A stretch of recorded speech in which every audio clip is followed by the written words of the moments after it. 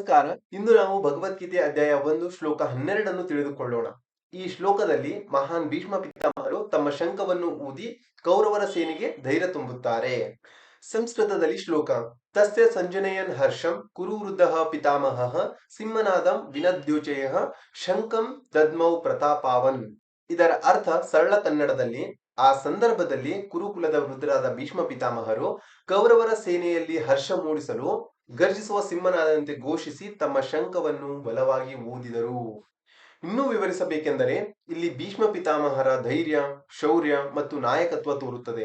ಶಂಖನಾದವು ಯುದ್ಧದಲ್ಲಿ ಸೈನ್ಯರಿಗೆ ಧೈರ್ಯ ತುಂಬುವ ಸಂಕೇತ. ಸಿಂಹನಾದದಂತೆ ಘೋಷಿಸಿದ ಶಂಖನಾದವು ಕೌರವರ ಮನಸ್ಸಿಗೆ ಉತ್ಸಾಹ, ಶಕ್ತಿ ನೀಡಿತು. ಇದರಿಂದ ದುರ್ಯೋಧನನು ಹೇಳಿದ ಮಾತುಗಳಿಗೆ ಕೂಡ ಬಲವು ದೊರಕಿತು.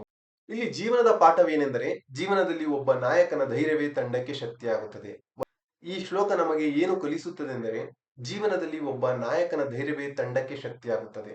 ಒಂದು ಪ್ರೇರಣಾದಾಯಕವಾದ ಮಾತು ಅಥವಾ ಒಂದು ಪ್ರಬಲ ಸಂಕೇತವು ಎಲ್ಲರ ಮನಸ್ಸಿನಲ್ಲಿ ಉತ್ಸಾಹ ಹುಟ್ಟಿಸುತ್ತದೆ. ನಮ್ಮ ಜೀವನದಲ್ಲೂ ನಾವು ಕುಟುಂಬ, ಸ್ನೇಹಿತರು, ಸಹೋದ್ಯೋಗಿಗಳಿಗೆ ಧೈರ್ಯ ತುಂಬುವ ಭೀಷ್ಮ ಆಗಬೇಕು. ಕೆಲವೊಮ್ಮೆ ನಮ್ಮ ಧ್ವನಿ, ನಮ್ಮ ಕಾರ್ಯ, ನಮ್ಮ ನಗು ಇವು ಇತರರಿಗೆ ಪ್ರೇರಣೆ ಆಗಬಹುದು.